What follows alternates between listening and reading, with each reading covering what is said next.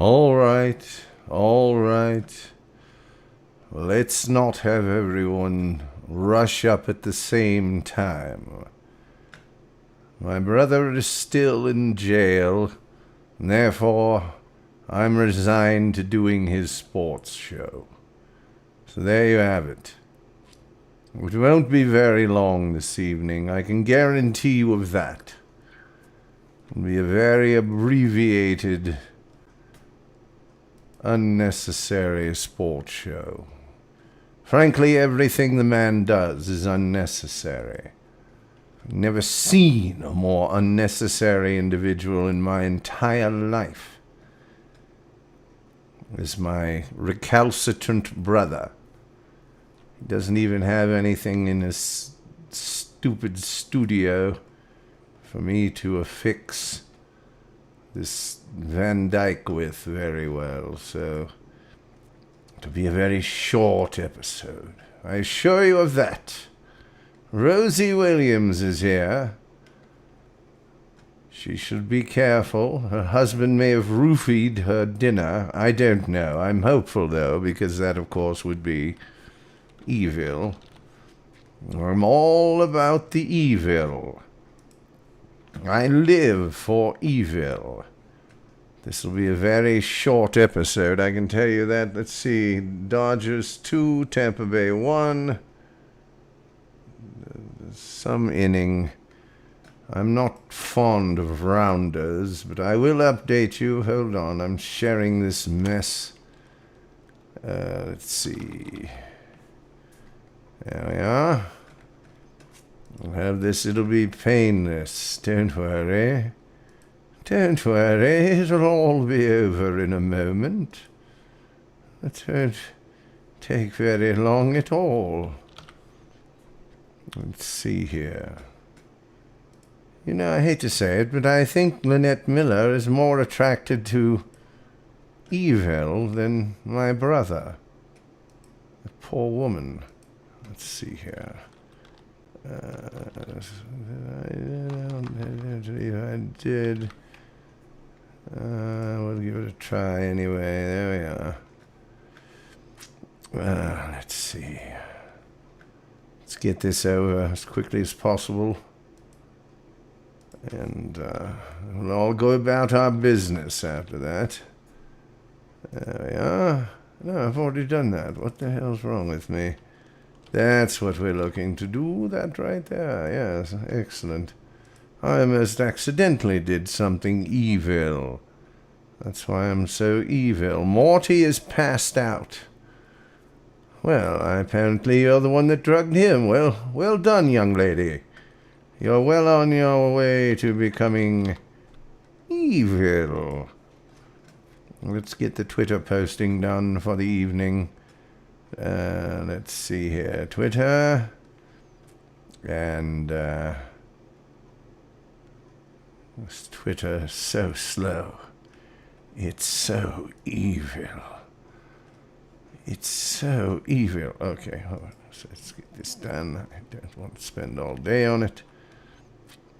Oh, it's infuriating.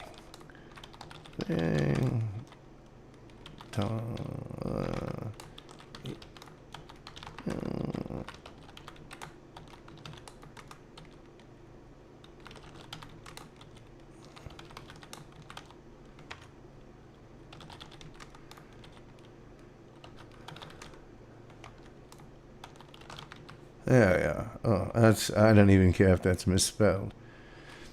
Not my show.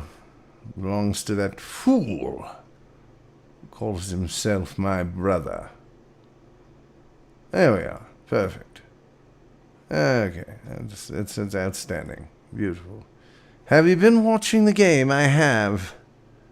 What is it here? The bottom of the fifth? Well, let's see the thing.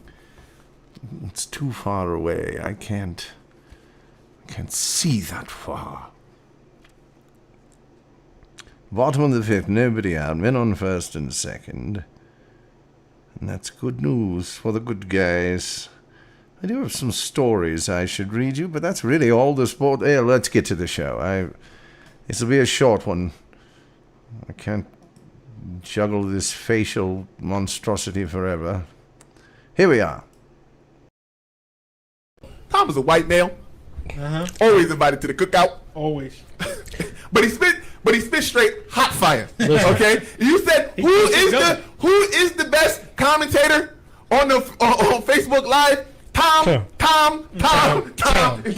Because he spit hot fire. Because he spit hot fire. Yo, He even got the last name. And let me tell you this too. Tom potato salad good. No raisins. It ain't bland. No raisins. No raisins. He said Stevie Just Jones saying. is the head of. I don't care who owned the Chiefs. I hate it here. Make me sick. My allergy. Puke every time. Blah, like that. Puke. Well, you're a goalie. You're supposed to be like that. Somebody owned the Chiefs. We go to Florida and I get the money. Down goes Frazier! Down goes Frazier! Down goes Frazier! Let me answer that. You know, that is an absolute crock of.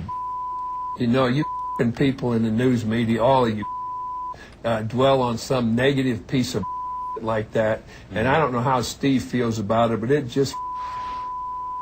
And you don't have to bleep one single word of this. It doesn't work for me. I gotta have more cowbell. Hi, I'm Indianapolis Colts, and I recommend that you wear a helmet while listening to the show.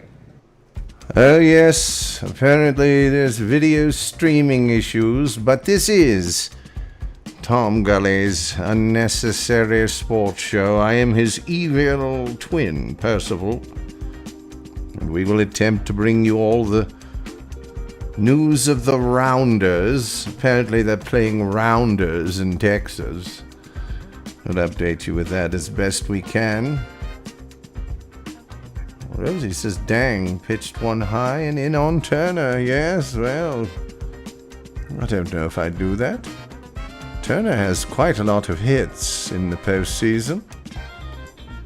Didn't fare him too well there, though, did it? Yes, well. All right. We're going to tell you about that game, which is 2-1 in the bottom of the fifth. One out, men on second and third.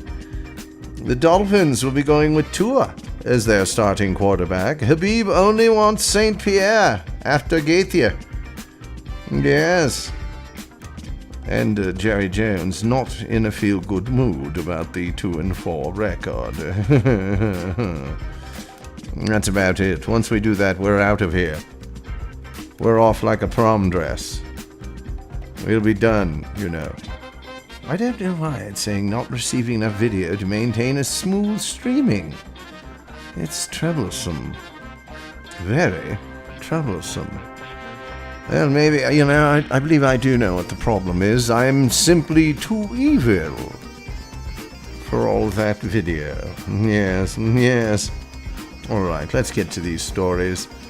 I'll update you on the ball game as best I can. There's a little shot down the way. Safe at home. That's going to be 3-1. Dodgers. Rosie says, and you're gone. Oh dear. Well, I don't like the sound of that at all. I don't believe that's fair. That's simply not cricket, is it now? I must admit, I was in such a rush. I didn't restart my computer, and I'm using a completely different browser than I normally use, so it's... Well, I just thought this would be the most evil way to go about it. Let's see here. Rookie quarterback Tua Tagovailoa will take over the Miami Dolphins starter, starting week 8 against the Rams, according to ESPN. With the Dolphins currently on their bye week, it'll give him 2 weeks to prepare for the transition. His first NFL start will come 351 days after he suffered a dislocated right hip and posterior wall fracture. It's been a remarkable recovery, and comes as a bit of a surprise. Veteran Ryan Fitzpatrick had been playing very well, and leading the Dolphins to 2 consecutive wins by a combined score of 67-17. So Dolphins this is the beginning of a new era. I think it's poppycock. Why would you go to a rookie when you have a well-performing veteran? Fitzmagic, for Pete's sakes. Tagliavoso, his first NFL action Sunday blood win over the New York Jets. He went 2 for 2 for 9 yards, just 5 snaps. But who cares? It was against the Jets. It hardly counts, does it? Well, I don't think so. I don't think so at all. There we go. I tell you what, that's just absolutely ludicrous. Just ludicrous.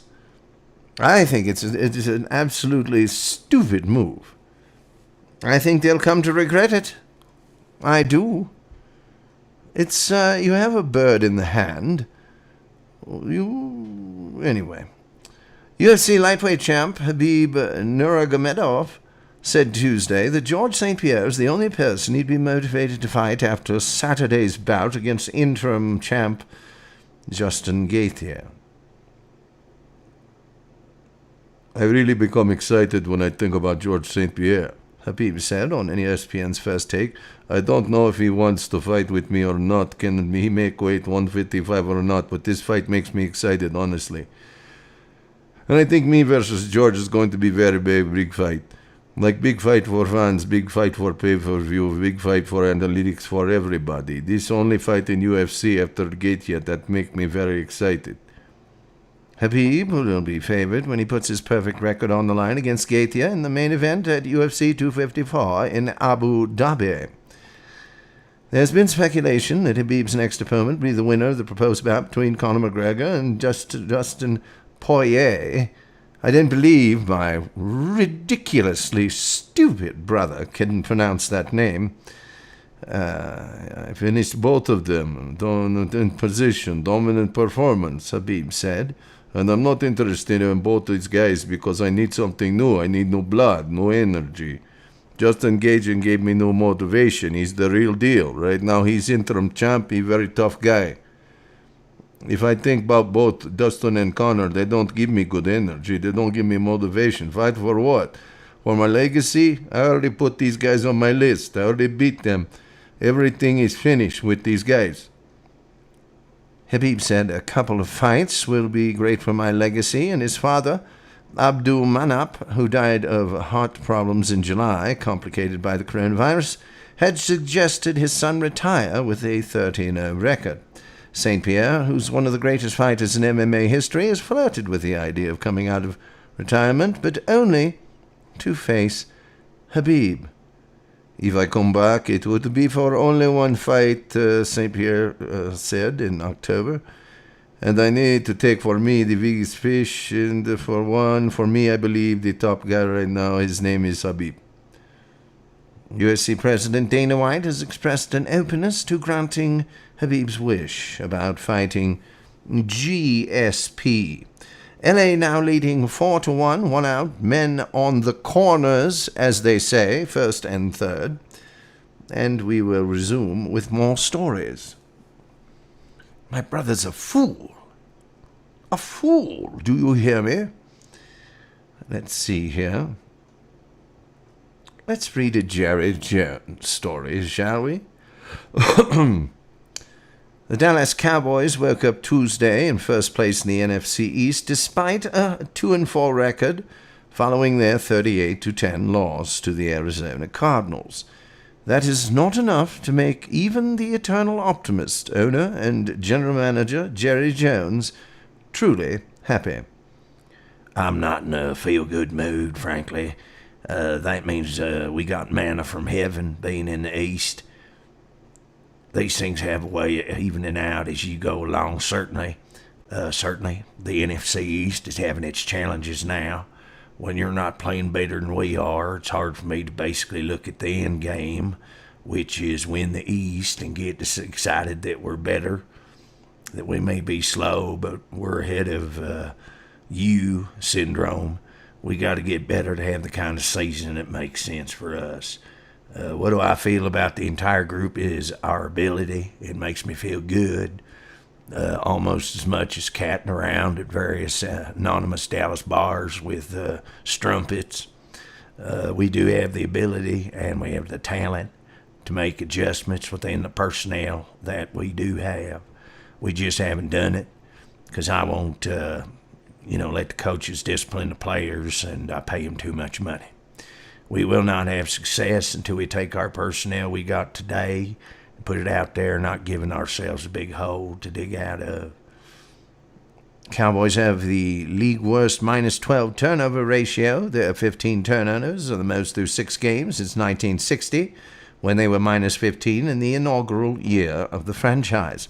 The Cowboys allowed 24 points off 4 turnovers, which is evil, in the loss to the Cardinals, and have given up 84 points off turnovers this season.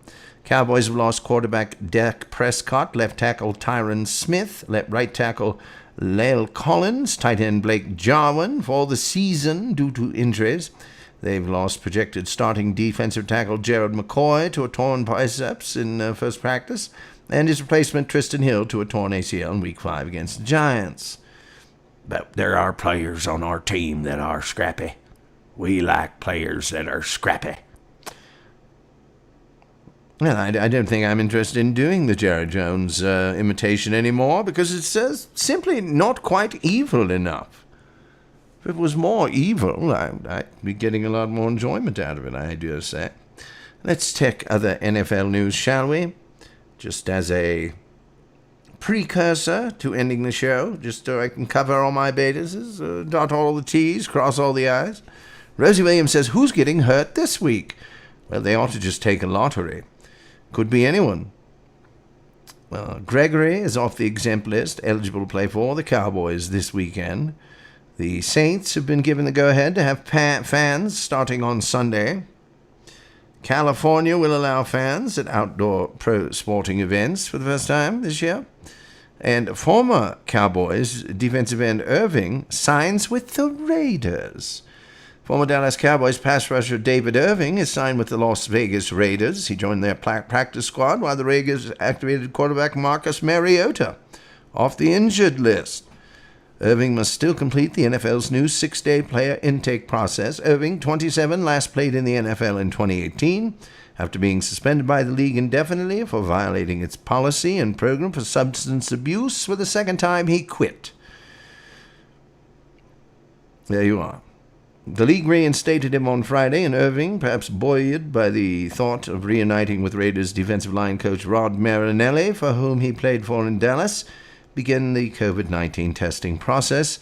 So Irving, a cannabis advocate, retweeted a statement last September that said he was being suspended for choosing plants over pills and was forced into a 3-month closed-door rehab with a bunch of opioid addicts, and only so I could go back to the league and be prescribed opioids.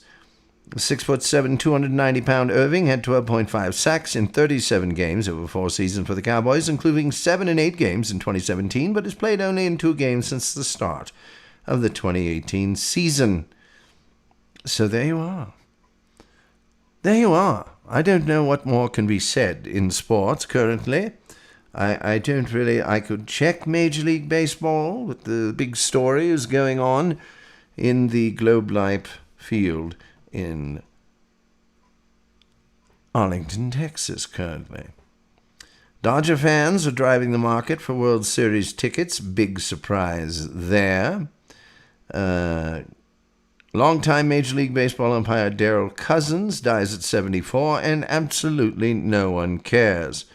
Major League Baseball owners approved the sale of the Mets to idiot Cohen, Steve Cohen, billionaire hedge fund manager and brain trauma victim, apparently, because he's decided to buy the New York Mets for $2.4 billion to $2.5 billion. Moron.